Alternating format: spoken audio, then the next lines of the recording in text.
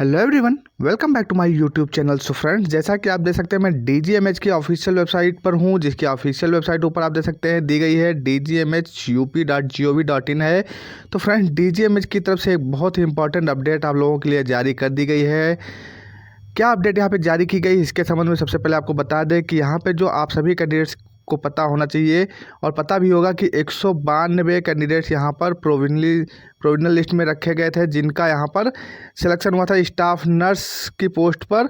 लोक सेवा आयोग के अंतर्गत यानी UPPSC के अंतर्गत जो स्टाफ नर्स के सिलेक्टेड कैंडिडेट थे, उसमें 192 जो प्रोविजनल कैंडिडेट थे उनकी लिस्ट यहाँ पे जारी कर दी गई। उनको अब यहाँ पे पोस्टिंग आर्डर जारी कर दिया गया है। तो चलते हैं डायरेक्टली अपडेट की तरफ, देखते हैं कहाँ पर किसको पोस्टिंग दी गई है, कब तक ज्वाइन करना है, सारी चीज़ें इन्फॉर्मेशन उस लिस्ट में दी गई है। तो यहाँ से नोटिफिकेशन को हम ओपन कर लेते हैं। तो इसके लेटेस्ट न्यूज़ का जो ऑप्शन यहाँ पे आ रहा है, इसमें आपको यहाँ पे आप देख सकते हैं दिया गया है 192 उपचारिकाओं के नियुक्ति पत्र निर्गत किए जाने के संबंध में, और नोटिफिकेशन देख सकते हैं 22/12 की नोटिफिकेशन, यानी कि कल रात में नोटिफिकेशन यहाँ पे जारी कर दी गई। तो इसको यहाँ से हम ओपन कर लेते हैं। सो फ्रेंड्स, यहाँ पे आप देख सकते हैं नोटिफिकेशन यहाँ पे मैंने ओपन कर ली है। ऊपर लिखा हुआ कार्यालय महानिदेशक चिकित्सा एवं स्वास्थ्य सेवाएं उत्तर प्रदेश स्वास्थ्य भवन लखनऊ, नियुक्ति आदेश यहाँ पे जारी कर दिया गया, ऑर्डर यहाँ पे जारी कर दिया गया और डेट आप देख सकते हैं 22/12/2022 और इसका नियुक्ति आदेश क्रमांक संख्या यहाँ पर दे दिया गया। आप सभी लोग देख सकते हैं। सबसे पहले यहाँ पे रीड कर लें इसका क्या किस संबंध में नोटिफिकेशन जारी की गई है। साफ साफ यहाँ पे लिख दिया गया है कि उत्तर प्रदेश लोक सेवा आयोग प्रयागराज के पत्र संख्या इतना दिनांक सितंबर 2022 यानी कि सितंबर 2022 के द्वारा पूर्व में उपलब्ध कराई गई संस्तुति एवं पुनः पत्र संख्या इतना स्टाफ नर्स और दिनांक 30/9/2022 यानी 30 सितंबर 2022 के द्वारा 180 महिला तथा 12 पुरुष अभ्यर्थियों के औपबंधन समाप्त कर उपलब्ध कराई गई संस्तुति के आधार पर उत्तर प्रदेश अधीनस्थ नर्सिंग अराजपत्रित सेवा नियमावली इतना के क्रम में संलग्न सूची में क्रमांक 1 से 192 तक उल्लेखित अभ्यर्थियों की अस्थायी नियुक्ति उपचारिका के पद पर समूह खा वेतनमान रुपये 93 यानी कि 9,300 से 34,800 रुपये प्लस ग्रेड वेतन रुपये 4,600 एवं पुनरीक्षित वेतन मैट्रिक्स रुपये 44,900 से 1,42,400 लेवल 7 में उनके द्वारा कार्यभार ग्रहण करने की तिथि से निम्न शर्तों एवं प्रतिबंधों के अधीन सूची में उनके नाम के सम्मुख कॉलम 12 में अंकित चिकित्सालय जनपद में की जाती है। तो यहाँ पर अब सारी चीज़ें क्लियर हो चुकी हैं इसी पैराग्राफ में आपकी कि जो 180 और 12 पुरुष अभ्यर्थी थे औपबंधन जिनका था यानी कि प्रोविजनल जिनका था, तो प्रोविजनल के अंतर्गत जो 180 महिला कैंडिडेट यानी कि फीमेल और 12 मेल कैंडिडेट्स, टोटल 192 कैंडिडेट्स का यहाँ पर प्रोविजनल जो है क्लियर हो चुका है इनका। अब इनको यहाँ पे पोस्टिंग दी जा रही है। इनकी जो पोस्टिंग है वो कहाँ पे की जा रही है, चिकित्सालय और जनपद की इन्फॉर्मेशन यहाँ पे लिस्ट में जारी कर दी गई है विद डिटेल। आपका नाम, सारी चीज़ें उसमें सारी चीज़ दी गई हैं, आपका होम डिस्ट्रिक्ट क्या है, सारी चीज़ें A to Z वहाँ पर लिस्ट में जारी कर दी गई हैं। तो इसकी इन्फॉर्मेशन यहाँ पे दे दी गई और लेवल 7 के अनुसार आपको यहाँ पे सैलरी मिलने वाली है। अब यहाँ पर सारी चीज़ें यहाँ पे दी गई हैं कि उक्त नियुक्ति रिट याचिका संख्या के बारे में यहाँ पे बता दिया गया है। सारी चीज़ें एक एक करके यहाँ पर क्लियर कर दी गई हैं। फिर यहाँ पे लिखा गया सेकंड नंबर पॉइंट आप देख सकते हैं कि यह नियुक्त किए गए अभ्यर्थियों को 2 वर्ष की परीक्षा अवधि पर रखा जाएगा तथा कार्य एवं आचरण संतोषजनक न पाए जाने की दिशा में इस अवधि को बढ़ाया जा सकता है। यदि परीक्षा अवधि के दौरान किसी भी समय या उसके अंत में नियुक्त अधिकारी को यह प्रतीत होता है कि परीक्षाधीन अभ्यर्थी अपने अवसरों का पर्याप्त उपयोग नहीं किया है अथवा उसका कार्य एवं आचरण संतोषजनक नहीं है, तो नियुक्त अभ्यर्थी की नियमानुसार सेवाएं समाप्त की जा सकती हैं।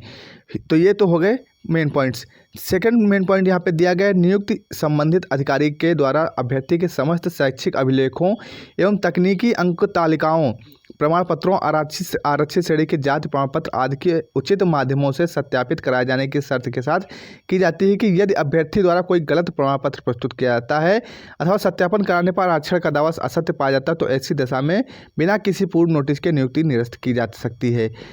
फिर यहाँ पे दिया गया यह नियुक्ति पूर्णतः अस्थायी है एवं किसी भी समय बिना किसी सूचना के समाप्त की जा सकती है। तो सारी चीज़ें यहाँ पर आपको पॉइंट वाइज क्लियर कर दी गई हैं, हर एक चीज़ आपको यहाँ पर क्लियर कर दिया गया है। फिर यहाँ पे 9th नंबर का जो पॉइंट दिया गया इसको आप सबसे पहले देखें कि संबंधित अभ्यर्थी अपना कार्यभार ग्रहण करने हेतु तैनाती स्थान के जनपद के कॉलम 12 में अंकित अधिकारी मुख्य चिकित्सा अधिकारी आबलिक प्रमुख आबलिक मुख्य चिकित्सा अधीक्षक आबलिक अधीक्षिका के समक्ष उपस्थित हों और यदि अभ्यर्थी आदेश जारी होने की तिथि के 1 माह के अंदर नियुक्त स्थान पर कार्यभार ग्रहण नहीं करता तो यह नियुक्ति आदेश स्वतः निरस्त हो जाएगा। यानी कि आपको 1 मंथ का जो है 1 माह का समय यहाँ पर दिया गया, 1 महीने का समय है। आप लोग 1 महीने में यहाँ पे ज्वाइन जरूर कर लें और जाकर कहाँ पे रिपोर्ट करना है आपको, मुख्य चिकित्सा अधिकारी, जहाँ पर आपको पोस्टिंग वहाँ के मुख्य चिकित्सा अधिकारी या प्रमुख या मुख्य चिकित्सा अधीक्षक या अधीक्षिका जो है उनके पास आपको रिपोर्टिंग करनी है। फिर संबंधित अभ्यर्थी के द्वारा जो है योगदान करते समय कि जब ज्वाइनिंग करेंगे तो 100 रुपये के स्टैम्प पर संबंधित अभ्यर्थी को इस आशय का शपथ पत्र देना होगा कि उनसे संबंधित कोई वाद चयन के संबंध में लंबित नहीं है, तो ये भी आपको देना होगा। अब उसके बाद यहाँ पर संबंधित अभ्यर्थियों को जब कार्यभार ग्रहण करेंगे तो समस्त जो प्रमाण पत्र हैं उनकी मूल प्रतियों के साथ साथ उनके स्वप्रमाणित 2 प्रतियां नियुक्त स्थान पर संबंधित अधिकारी को प्रस्तुत करनी होंगी, जो कि मूल प्रतियां अभ्यर्थी के सत्यापन के उपरांत वापस कर दी जाएंगी। यानी कि ओरिजिनल डॉक्यूमेंट्स आपके वापस कर दिए जाएंगे। इसमें क्या क्या लगने वाला है इसकी इन्फॉर्मेशन यहाँ पे दी गई है। तो यहाँ पे आप देख सकते हैं मुख्य चिकित्सा अधीक्षक अधीक्षिका आबलिक मुख्य चिकित्सा अधिकारी द्वारा शारीरिक स्वस्थता के संबंध में प्रदत्त प्रमाण पत्र यानी कि हेल्थ सर्टिफिकेट आपका, मेडिकल सर्टिफिकेट आपका लगेगा। फिर सेकंड यहाँ पे दिया हाई स्कूल एवं इंटरमीडिएट की अंक तालिका एवं प्रमाण पत्र, सामान्य उपचारिका प्रशिक्षण का अंक पत्र एवं प्रमाण पत्र यानी कि आपने GNM BSc PBSc जो भी किया उसकी मार्कशीट और उसका प्रमाण पत्र होना चाहिए। Uttar Pradesh state medical faculty में नर्सिंग तथा मिडवाइफरी में रजिस्ट्रीकरण का प्रमाण पत्र यानी कि यूपी स्टेट मेडिकल फैकल्टी में आपका रजिस्ट्रेशन हुआ उसका प्रमाण पत्र आपके पास होना चाहिए। 2 ऐसे राजपत्रित अधिकारियों से जो सरकारी सेवा में हो और उनके निजी जीवन में पूर्ण रूप से परिचित हों किंतु उनके संबंधियों से चरित्र प्रमाण पत्र यानी कि कैरेक्टर सर्टिफिकेट आपके पास होना चाहिए। संबंधित अभ्यर्थी के विरुद्ध कोई अभियोजन लंबित विचाराधीन होने या न होने तथा न्यायालय द्वारा दंडित किए जाने के अथवा न किए जाने के संबंध में शपथ पत्र होना चाहिए। ओथ ऑफ एलिजेंस का प्रमाण पत्र होना चाहिए। भारत के संविधान के प्रति निष्ठा एवं प्रतिज्ञा का शपथ पत्र होना चाहिए। चल एवं अचल संपत्ति के संबंध में घोषणा पत्र, विवाहित होने की दिशा में 1 से अधिक पति पत्नी जीवित न होने का प्रमाण पत्र अथवा वह विवाहित अभ्यर्थी निम्न प्रारूप पर घोषणा पत्र प्रस्तुत करेंगे या करेंगी, तो इसकी इन्फॉर्मेशन यहाँ पर आपको दे दी गई है। तो इसका फॉर्मेट यहाँ पे दे दिया गया है। फिर यहाँ पर 2 साक्षियों के हस्ताक्षर एवं पूर्ण पता होना चाहिए। इस पर आपके हिंदी व अंग्रेजी में नमूने के 2 हस्ताक्षर होने चाहिए। सारी चीज़ें यहाँ पर एक एक करके पॉइंट वाइज क्लियर कर दी गई। तो ये तो हो गई इंपॉर्टेंट नोट्स यानी कि इंपॉर्टेंट इन्फॉर्मेशन। अब चलते हैं यहाँ पे लिस्ट की ओर। तो यहाँ पे आप देख सकते हैं लिस्ट यहाँ पे जारी कर दी गई है। लिस्ट का फॉर्मेट थोड़ा सा चेंज है तो इसको मैं इसी फॉर्मेट में आपको दिखाता हूँ। क्रम संख्या दिया गया सबसे पहले, फिर क्रमांक, चयन क्रमांक दिया गया आपका, रजिस्ट्रेशन नंबर है आपका मेल है फीमेल, इसकी इन्फॉर्मेशन यहाँ पे दी गई चयन क्रमांक में। फिर रजिस्ट्रेशन नंबर के बाद आपका रोल नंबर दिया गया है, फिर आपका नाम दिया गया है, आपके पिता या पति का नाम दिया गया, फिर आपकी जन्मतिथि दी गई है, पत्र व्यवहार का आपका पता क्या है, उसके बाद आपका स्थायी पता दिया गया, फिर गृह जनपद का पता दिया गया, फिर श्रेणी आपकी क्या है वो दी गई है और प्रस्तावित तैनाती का चयन स्थान क्या है उसकी इन्फॉर्मेशन आपको कॉलम नंबर यहाँ 12 में आपको दी गई। यहाँ पर आपको जाकर ज्वाइन करना और यहीं पर आपको जाकर पहले रिपोर्टिंग करनी है, तो उसके बाद यहाँ पर आपकी पोस्टिंग कराई जाएगी।